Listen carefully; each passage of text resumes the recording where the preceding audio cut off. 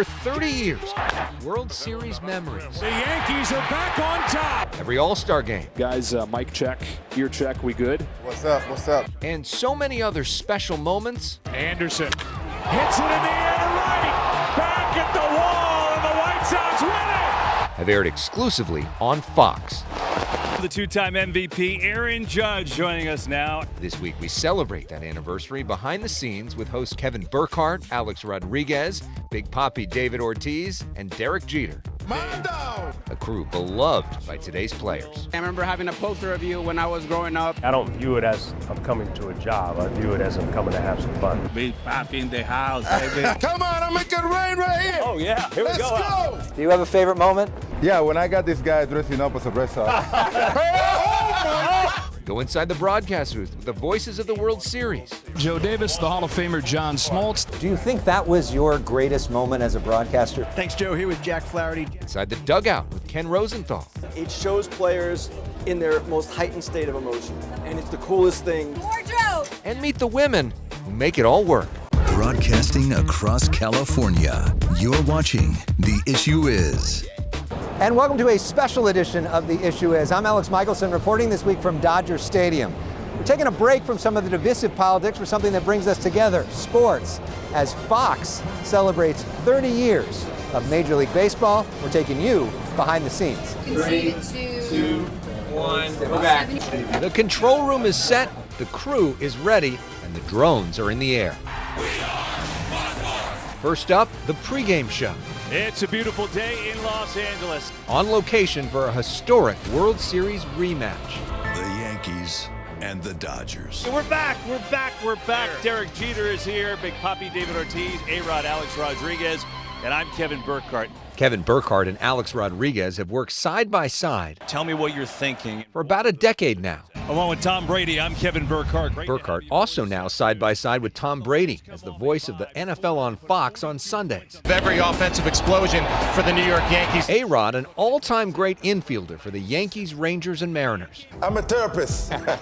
In 2017, Big Papi joined, How you like me now? Where is he, by the way? often providing the comic relief. I'm in the club. Come on, guys. Let's go. With serious insights. First ballot Hall of Famer. After a Hall of Fame career as the Boston Red Sox DH. Ortiz into deep right field. I'm a little biased, obviously, because he plays shortstop. Derek Jeter joined in 2021, the Hall of Fame shortstop. Swung on a drill to right field. And longtime captain of the New York Yankees, still very popular in New York.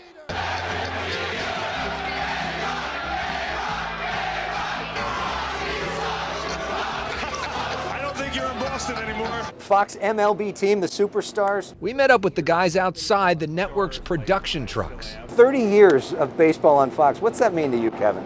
Yeah, I mean, it's special to be a part of it, especially with three legends that I get to work with. And, you know, Alex, for me, it always means MLB on Fox is big moments. The 92nd World Series, our first year on Fox. Since 1996, Fox has broadcast every World Series. What a rookie season for young Derek. Starting with Jeter's rookie season as a player. 30 years, what's that mean to you? Well, Kevin's been here all 30 years. I'm the new one. I just got here. It's just my third year, so it's been an awesome experience for me. I'm still the rookie, so to speak. But learning from these guys, having a good time, enjoying being an ambassador for the game. Championship number 6, Capitan. I tell you, no, I didn't expect to have this much fun. I didn't know what I was getting myself into. Papi, talk about the chemistry between you guys. Unbelievable. I mean, I can't wait to get together with this group of guys. I love you guys. You guys know that. That might be the best thing I've ever seen.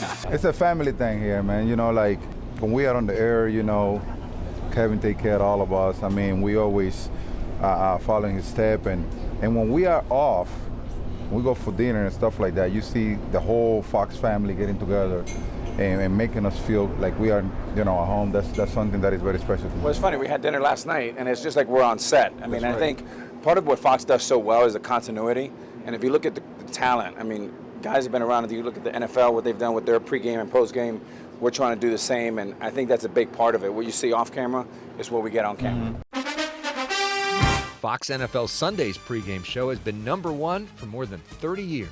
You talk about the NFL crew, they have fun.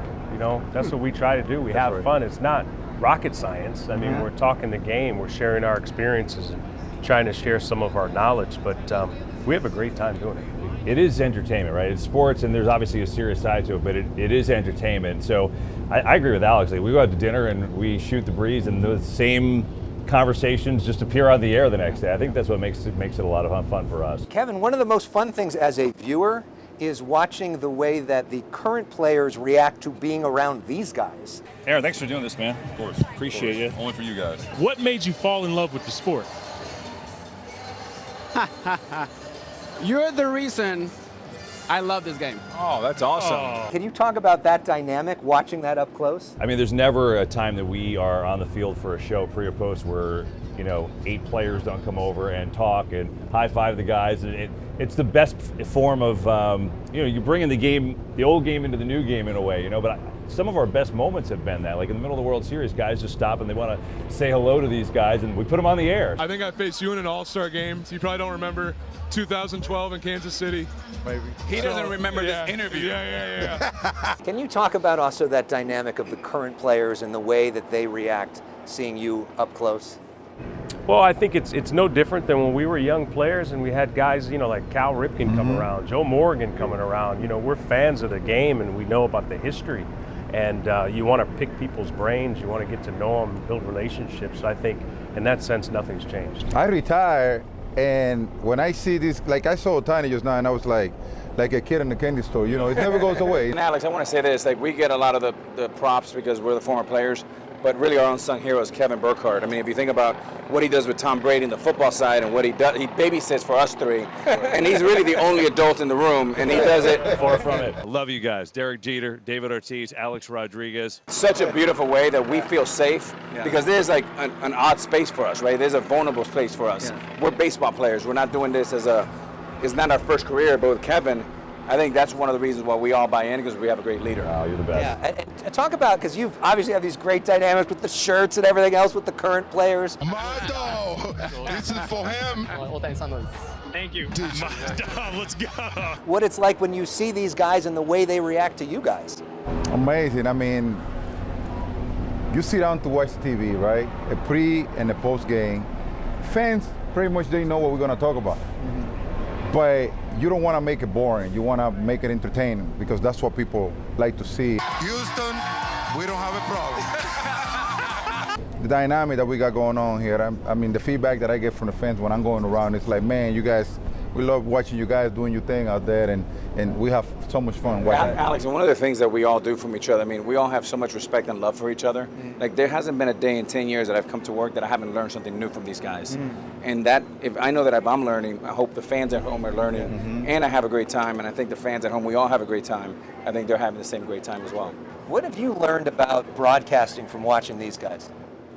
It's funny, you say broadcasting, but I don't really look at it like that. It's almost like we're just sitting at home watching a game on television, because a lot of times we have our meetings and we're trying to say, just save it for the air, right? Just save it for the air. So I think we've really actually cut down our production meetings and make them a little bit shorter, because it's authentic when we're on air. So it's really not, to me, I don't view it as I'm coming to a job. I view it as I'm coming to have some fun. Do you have a favorite MLB on Fox moment? MLB on Fox moment. Well, it was probably 09 when we were playing, broadcasting, when Joe Buck said, The Yankees are back on top.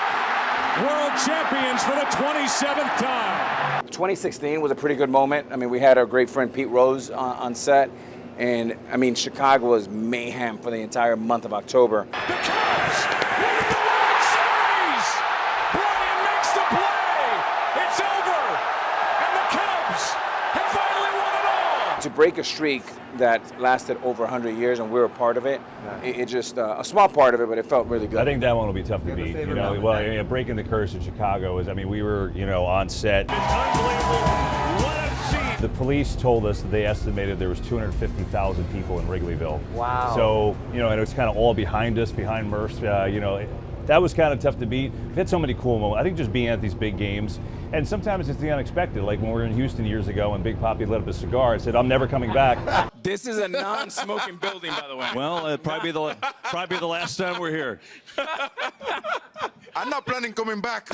And we've been back every year, every single year. So you got it. So, you know, it's the unexpected that makes it fun. Do you have a favorite moment? Yeah, when I got this guy dressing up as a Red Sox. That was good. That was good. That was my least favorite moment. I got one thing to say, Papi. I'm a Yankee for life! Yeah! Later, more with the pre- and post-game guys, but up next, His postseason debut.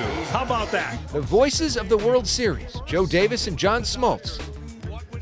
I'm Joe Buck, along with my partners Bob Brenly and Tim McCarver. During the first ever World Series on Fox, Joe Buck was in the broadcast booth next to Tim McCarver. John Smoltz already is 3-0 in 1996. And John Smoltz was on the mound. Game 7 of the World Series. One way or the other, it's going to be a terrific ball game. And the Red Sox win it 4-2. No way can this happen. Buck and McCarver side by side for every World Series until 2013. I love you like a brother. I love you like a best friend. When McCarver retired after 18 years with Buck. John Smoltz, they suffered big injuries in September. Buck paired with Smoltz in 2016. He timed it up. Watch how he times it. Smoltz winning the Emmy for sports analysis in 2021. He is the perfect guy to have sitting right here. When Buck left Fox for ESPN, Let's get the Hall of Famer in here. John Smoltz joins us. Joe Davis took over as the voice of the World Series in 2022, with Davis winning his own Emmy this year. You worked with one of the all-time greats in Joe Buck, and now one of the all-time greats in Joe Davis. Yeah, well, they were going to find a Joe one way or another, right? And no, it's been really cool because Joe and I are from 15 minutes apart. A little age difference, but 15 minutes apart in mid-Michigan. So that's unique. And just anytime you get to develop kind of a rapport and you do your thing, it becomes natural after time. And I will never forget his name because I only worked with Joe. Yeah. They said, what do you think about if we're going to hire Joe to replace Joe? He said, good, easy. One less thing I got to worry about. Joe Davis, the Hall of Famer John Smoltz. As with anything, there's no substitute for time and reps together. And The great broadcasters, the ability to nail the big moment, and you nailed your first one, bud. it's to the point now where I know when he's going to talk, he knows when I'm going to talk, I know where he wants to go, and vice versa. This is a Fox Sports presentation. 30 years of baseball at Fox? What does that mean to you? How do you think about 30 years? It's hard to believe that I'll be a third of that, meaning this is my 10th year, and my 2/3 of that I was playing. John Smoltz. It's a joy to work on this side of it with a great company, and we get the best seats in the world when it comes to the postseason. Come on up Vin Scully Avenue to Dodger Stadium. In addition to hosting Fox's national broadcast, Davis is the voice of local Dodger broadcasts, having replaced the legendary Vin Scully in that role in 2018. Starting pitcher in Game 1 of the 1988 World Series. In 1988, Scully was hosting the national broadcast of World Series Game 1 at Dodger Stadium. And look who's coming up. When an injured Kirk Gibson stepped up to the plate, the chance for a walk-off win. High fly ball into right field. She is gone. It's one of the most famous home runs, the most famous home run calls in the history of baseball. Welcome, everybody. I'm Joe Davis. How awesome is this? 36 years later, Davis was voicing the national broadcast of World Series Game 1 at Dodger Stadium. Freeman. When an injured Freddie Freeman steps up to the plate with the Dodgers down to their last out, and history repeats itself. Cortez delivers. Freeman hits the ball. Right field. She is gone. It's Game 1 of the World Series, as it was for Gibby. And the flight of the ball was so similar to the one that you've seen on tape a million times on the highlight of Gibby. It just all comes together in that moment. Gibby, meet Freddie. Do you think that was your greatest moment as a broadcaster so far? I think that part of this job is so much of it is contingent on what happens in front of you. You got to be the lucky guys that are sitting there when it happens, and that's definitely the most amazing moment I've been fortunate enough to have happen in front of me. When Joe said that, what went through your mind? Especially for what he's got to do, you've got to be reactive and ready, right? And I think I had chills. A hobbled Game 1 hero for the Dodgers. Freddie Freeman with a walk-off grand slam to win Game 1 of the World Series 6-3 over the Yankees. Unbelievable. Kenny, this is Pete Rose, and I love that bow tie. Up next, longtime sideline reporter Ken Rosenthal, and how Fox has reimagined what sports looks like on TV. We welcome it back here to 1954 television. Fox Sports won an Emmy for 2024's special broadcast. Here at the oldest professional ballpark in the country, Rickwood Field. At Rickwood Field, honoring the history of the Negro Leagues. As African American myself, we don't hold a grudge. We just want to be relevant. Our imaginations are infinite. Sculpting a baseball diamond from a farmer's field in Iowa. They won another Emmy for a special broadcast. Welcome to the Field of Dreams pregame show. From an Iowa cornfield, bringing the movie Field of Dreams to life. Anderson hits it in the air to right. Back at the wall, and the White Sox win it. We win a lot of Emmys for our baseball coverage, and there's a reason for that, because artistically and technically, it's the best. Ken Rosenthal says over 20 years as a reporter at Fox Sports. Thank you, Mark Teixeira. He's seen lots of innovation. Great scenes from the Field of Dreams. They introduced live drone shots at that Field of Dreams game that are now a major part of all telecasts. We have Giancarlo Stanton and Aaron Judge both mic'd up for us with the earpieces in. Guys, mic check, ear check, we good? What's up? What's up? They were the first to interview players live on field during the All-Star game. What made you so successful tonight? Trusting my stuff. And in the dugout live during postseason games. A lot of people didn't like it at first. A lot of people maybe still don't like it, but it shows players in their most heightened state of emotion. And it's the coolest thing. We all know he throws hard. He's got to be on the fastball. Ready. Ken's signature look since this World Series game in 2012 has been that bow tie. And talk to us about the bow tie, because there's a purpose behind that. The bow tie actually started because David Hill, former head of Fox Sports, one of the great legends in television history, said in 2012, put that guy in a bow tie. And I didn't like it, and I remember when Joe Buck came to me, the first broadcast, it was during the World Series, and I said, I'm playing this game under protest. But that offseason, a nonprofit came to me and said, listen, we do bow ties that represent different charities. Would you be willing to do it?